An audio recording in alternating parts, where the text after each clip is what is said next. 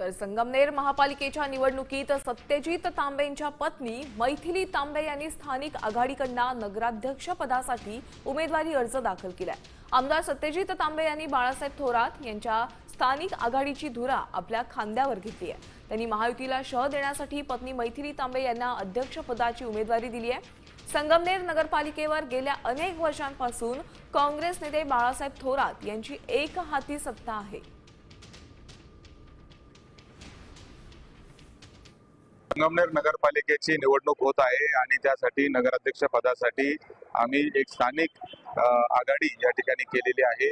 त्या आघाडीच्या वतीने डॉक्टर मैथिली तांबे या नगराध्यक्ष पदाच्या उमेदवार असतील, तर खालचे जे 15 प्रभाग आहेत त्या सगळ्या 15 प्रभागांमध्ये 30 उमेदवार आमच्या आघाडीचे हे निवडणूक लढतील।